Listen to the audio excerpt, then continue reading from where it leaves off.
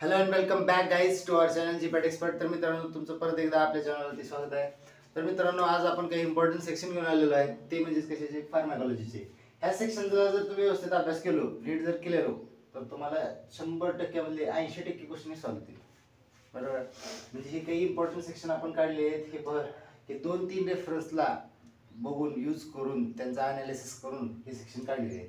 तर बघा, ह्या सेक्शनचं जर तुम्ही कोर्स स्टडी केलो तर तुम्हाला इझिली तुमचे जे काही क्वेश्चन आहेत ते क्वेश्चन तुम्ही अटेम्प्ट करू शकता. बरोबर आहे. आणि याच्यामध्ये काही मायनर सेक्शन सुद्धा आहेत, ते सेक्शन म्हणजे तेवढे इम्पॉर्टंट वगैरे नाही, म्हणजे काय त्याच्यामध्ये रेअरली क्वेश्चन तुम्हाला पाहायला मिळतात. मेजर सेक्शन जे आहेत ते बोर्डवर लिहिलेले येतात. आज आपण हे सेक्शन बघणार आहोत. तर बघा मित्रांनो, व्हिडिओला स्टार्ट करण्याच्या अगोदर व्हिडिओ हा शेवटपर्यंत बघा, न स्किप करता. व्हिडिओ जर आवडला असेल तर व्हिडिओला लाईक करा, चॅनलला सबस्क्राईब करा आणि शेअर करायला विसरू नका. तर चला बघूयात आज आपण सेक्शन कुठले कुठले बघणार आहोत फार्माकोलॉजी महत्त्वाचे. तर बघा मित्रांनो, पहिला जो सेक्शन आहे तो आहे general pharmacology.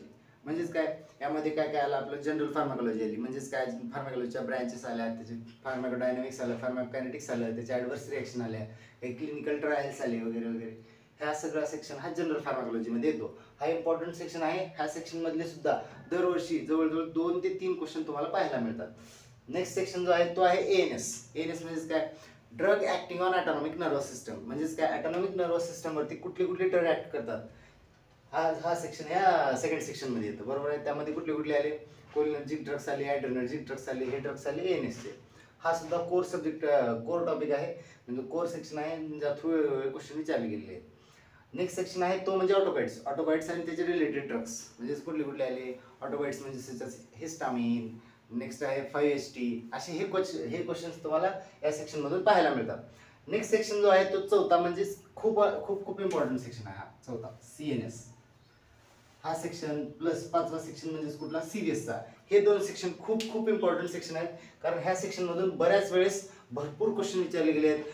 Rather than GPAT सोडून इतर कुठल्याही दुसऱ्या कॉम्पिटेटिव्ह एक्झाम असतील, जशा फार्मसिस्ट, DI वगैरे, किंवा आणखी कुठल्या जॉब ऑपॉर्च्युनिटीज असतील, वॅकन्सीज रिलेटेड फार्मा एक्झाम्स, त्या भरपूर एक्झाममध्ये ह्या 2 सेक्शनवरून भरपूर असे क्वेश्चन विचारले गेले आहेत. नेक्स्ट सेक्शन जो आहे तो म्हणजे कुठला, रेस्पिरेटरी सिस्टमवरती ड्रग्स.